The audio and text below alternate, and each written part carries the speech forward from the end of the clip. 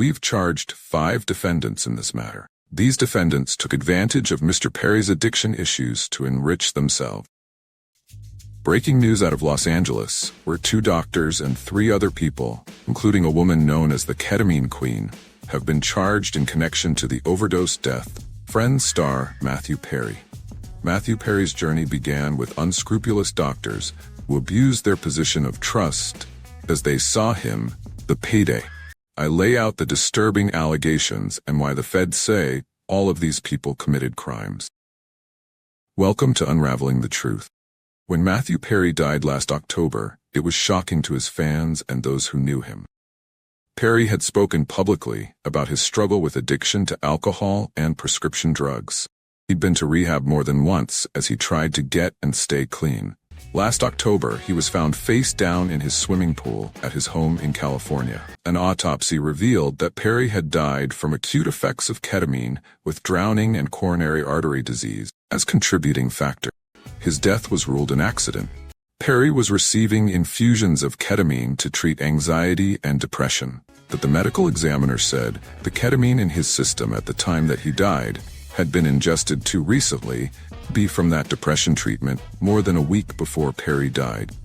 In this case, we are not talking about legitimate ketamine treatment.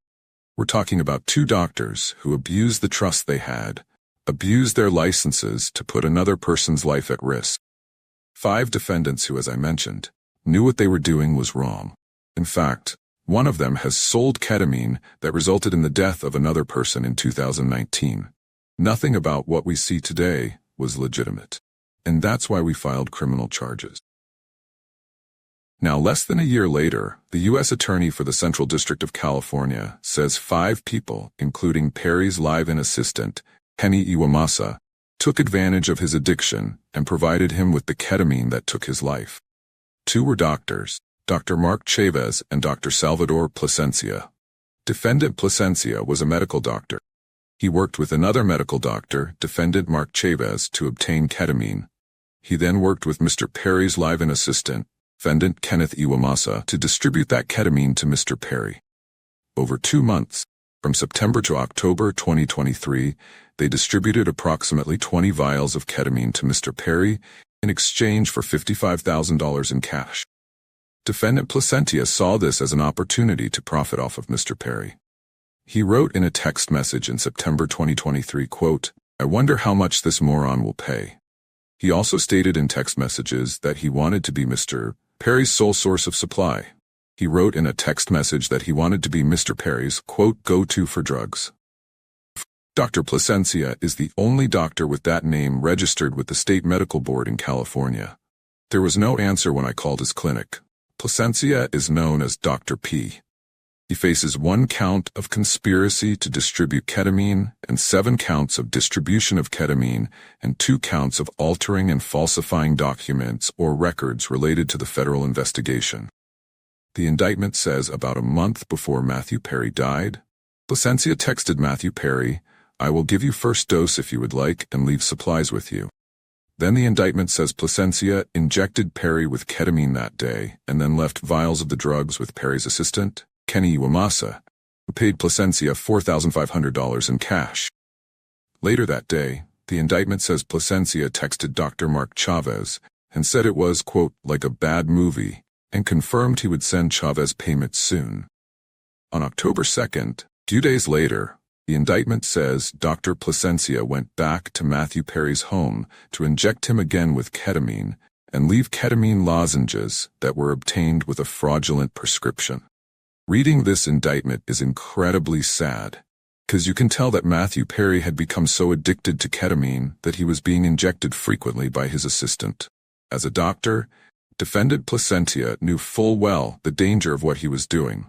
In fact, on one occasion, he injected Mr. Perry with ketamine, and he saw Mr. Perry freeze up and his blood pressure spike. Despite that, he left additional vials of ketamine for defendant Iwamasa to administer to Mr. Perry. Of course, defendant Iwamasa had no medical training to speak of.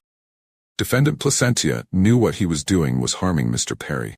He had spoken to another patient in mid-October 2023, and he told that patient that Mr. Perry was spiraling out of control with his addiction. Nonetheless, defendant Placentia continued to offer ketamine to Mr. Perry. The indictment says Dr. Mark Chavez was ordering ketamine for Placentia to supply to Perry.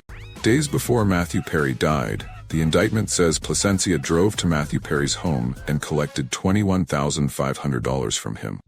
Photo of that cash is in the indictment.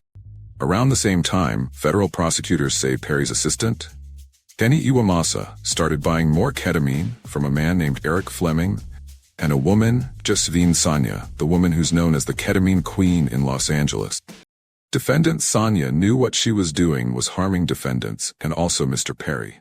She took advantage of Mr. Perry by selling large amounts of ketamine to Mr. Perry over a 2-week period in October of 2023. She sold approximately 50 vials of ketamine for approximately $11,000 in cash. She worked with a broker, defendant Eric Fleming, and also the live-in assistant, defendant Iwamasa, to distribute this ketamine. Sonia and the broker, defendant Fleming, saw this as an opportunity to profit off of Mr. Perry. In a text message, the broker wrote, quote, "I wouldn't do it. There wasn't a chance of me making some money for doing this." Defendant Sonia sold the batch of ketamine that resulted in Mr. Perry's death on October 28th. Officers later searched defendant Sonia's home. During that search, they found what amounted to a drug-selling emporium. They found 80 vials of ketamine, thousands of pills containing methamphetamine, cocaine, bottles of Xanax, and other illegally obtained prescription drugs, and drug-selling paraphernalia, including scales and ledgers. U.S. Attorney Martin Estrada said the day that Matthew Perry died, Eric Fleming and Josephine Sonia knew they were in big trouble. And Sonia sent a message to Fleming on the Signal app that said, "Delete all of our messages." When the feds raided Sonia's home, they said they found a huge cache of drugs. The U.S. attorney says Dr. Placentia also tried to cover his track. After Mr. Perry's death, defendant Placentia falsified medical records and notes to try to make it look like what he was doing was legitimate. It was not. If it wasn't bad enough that Matthew Perry died of a ketamine overdose, he wasn't the only person who died as the result of ketamine sold by the so-called ketamine queen, according to the U.S. attorney. During this investigation, we learned that several years before, in 2019, defendant Sonia had sold ketamine to another customer. That person died the same day, and a family member of that person sent a message to defendant Sonia telling her the cause of death was ketamine. Nonetheless, defendant Sonia continued selling drugs, including the ketamine that ultimately killed Mr. Perry.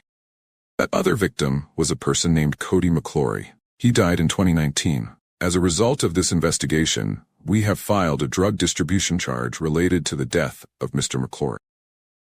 Federal officials also discussed how the 5 people charged in connection with Perry's death took advantage of his dependence on ketamine, ripping him off.